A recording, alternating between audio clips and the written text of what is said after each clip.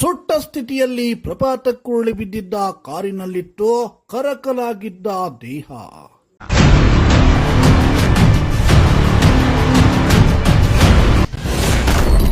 ಆಕ್ಸಿಡೆಂಟ್ನಲ್ಲೇ ವ್ಯಕ್ತಿ ಸತ್ತಿದ್ದಾನೆ ಎನ್ನಿಸುವಂತಿತ್ತು ಚಿತ್ರಣ. ಆದರೆ ಅಲ್ಲಿ ಆಗಿದ್ದೇ ಬೇರೆ.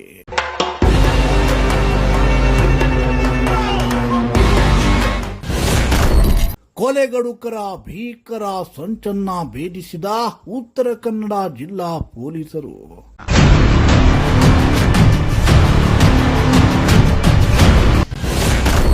ಯುವಕನನ್ನ ಕಾರು ಸಮೇತ ಸುಟ್ಟು ಹಾಕಿ ಎಸ್ಕೇಪ್ ಆಗಲು ಯತ್ನಿಸಿದ್ದವರು ಅಂದಾರ್.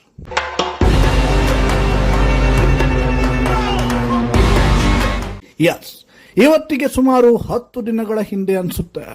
ಏಪ್ರಿಲ್ 8ನೇ ತಾರೀಕು ಬೆಳ್ಳಂಬೆಳಗ್ಗೆಯೇ ಅರಬೈಲ್ಘಟ್ಟದ ತಾಳೆಕುಂಬ್ರಿ ಬಸ್ ನಿಲ್ದಾಣದ ಎದುರಿನ ಪ್ರಪಾತದಲ್ಲಿ ಬಿದ್ದ ಕಾರೊಂದು ಸುಟ್ಟ ಸ್ಥಿತಿಯಲ್ಲಿ ಕಂಡು ಬಂದಿತ್ತು. ಅಷ್ಟೇ ಅಲ್ಲ, ಈ ಕಾರಿನೊಳಗಿದ್ದ ವ್ಯಕ್ತಿ ಸುಟ್ಟು ಕರಕಲಾಗಿದ್ದ. ನೋಡುವವರ ಕಣ್ಣಿಗೆ ಇದೊಂದು ಅಪಘಾತ ಎನ್ನುವಂತೆ ಕಾಣಿಸ್ತಾ ಇತ್ತು. ಪಾಪ ಪೊಲೀಸರು ಕೂಡ ಮೊದಲಿಗೆ ಇದನ್ನ ಆಕಸ್ಮಿಕ ಅಪಘಾತ ಎಂದೇ ಭಾವಿಸಿ ಪ್ರಕರಣವನ್ನ ದಾಖಲಿಸಿಕೊಂಡಿದ್ರು.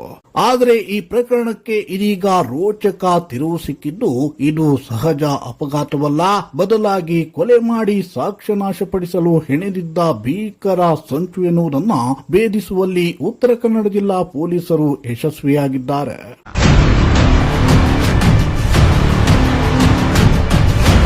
ಹೌದು, ಈ ಪ್ರಕರಣದ ಹಿನ್ನೆಲೆ ಮತ್ತದನ್ನ ಪೊಲೀಸರು ಭೇದಿಸಿದ ಕಥೆಯನ್ನ ಕೇಳಿದ್ರೆ ನಿಮಗೂ ಒಂದು ಕ್ಷಣ ಮೈ ಜುಮ್ಮೆನಿಸಿಬಿಡುತ್ತೆ. ನಾವು ಆಗಲೇ ಹೇಳಿದಂತೆ ಆರಂಭದಲ್ಲಿ ಇದೊಂದು ಆಕಸ್ಮಿಕ ಅಪಘಾತ ಅಂತಲೇ ಯಲ್ಲಾಪುರ ಠಾಣೆಯಲ್ಲಿ ಪ್ರಕರಣವನ್ನ ದಾಖಲಿಸಿಕೊಳ್ಳಲಾಗಿತ್ತು.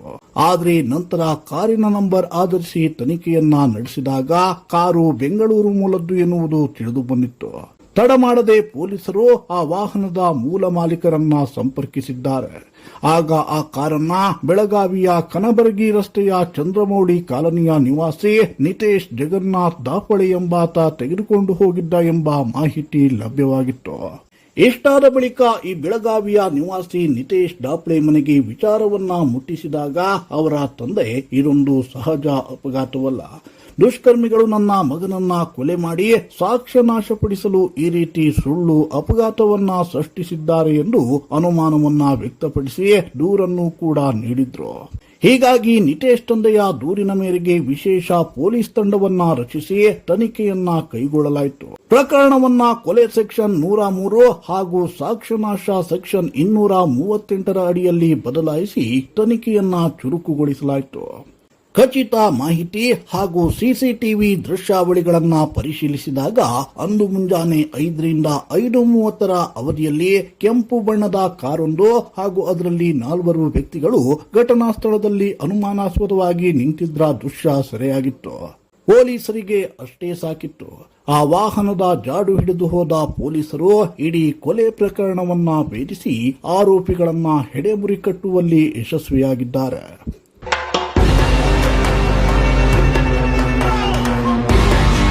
ಹಾಗಿದ್ರೆ ಆಗಿದ್ದೇನು ಅಂತ ನೋಡೋದಾದ್ರೆ, ಹುಬ್ಬಳ್ಳಿಯ ತಾರಿಹಾಳದಲ್ಲಿ ನಿತೇಶ್ನನ್ನ ಕೊಲೆ ಮಾಡಿದ್ದ ದುಷ್ಕರ್ಮಿಗಳು ಈ ಕೊಲೆಯನ್ನ ಮುಚ್ಚಿ ಹಾಕಲು ಭಾರೀ ಸಂಚನ್ನ ರೂಪಿಸಿದ್ರು. ನಿತೀಶ್ ಶವವನ್ನ ಆತನದ್ದೇ ಕಾರಿನಲ್ಲಿ ಯಲ್ಲಾಪುರದ ಅರಬೈಲುಘಟ್ಟಕ್ಕೆ ತಂದ ದುಷ್ಕರ್ಮಿಗಳು ಬಳಿಕ ಶವದ ಸಮೇತ ಕಾರನ್ನ ಪ್ರಪಾತಕ್ಕೆ ತಳ್ಳಿ ಬೆಂಕಿ ಹಚ್ಚಿ ಅಪಘಾತದಂತೆ ಬಿಂಬಿಸಿದ್ರು. ಇದೀಗ ಪ್ರಕರಣಕ್ಕೆ ಸಂಬಂಧಿಸಿದಂತೆ ಹಳೆ ಹುಬ್ಬಳ್ಳಿಯ ಹೆಗ್ಗೇರಿ ಮೂಲದ ಅಬ್ದುಲ್ ನಹೀಂ ಬಸೀರ್ ಅಹಮದ್ ಮುಜಾವರ್, ದಿವಡ್ಗಿ ಓಣಿಯ ಮೂಲಾಸಾಬ್ ಬಾಬಾಜಾನ್ ಬಾಡಾ ಹಾಗೂ ಗಾರ್ಡನ್ ಪೇಟೆಯ ದಾದಾಪೀರ್ ಅಲಿಯಾಸ್ ಅಫ್ತಾಬ್ ಮೆಹಬೂಬ್ ಸಾಬ್ ಬಾಳಸಂಗಿ ಎಂಬ 3 ಆರೋಪಿಗಳನ್ನ ಬಂಧಿಸಿದ್ದಾರೆ. ಕೃತ್ಯದಲ್ಲಿ ಭಾಗಿಯಾಗಿರುವ ಇನ್ನೂ 4 ಆರೋಪಿಗಳಿಗಾಗಿ ಬಲೆ ಬೀಸಲಾಗಿದ್ದು, ಇವರಿಗಾಗಿ ಪೊಲೀಸರು ಶೋಧ ಕಾರ್ಯವನ್ನ ಮುಂದುವರೆಸಿದ್ದಾರೆ.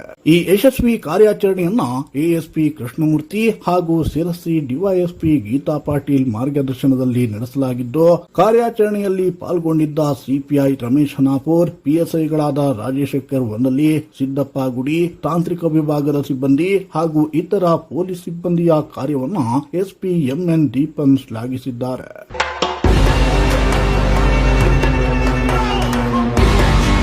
Bureau report, Sirsi news.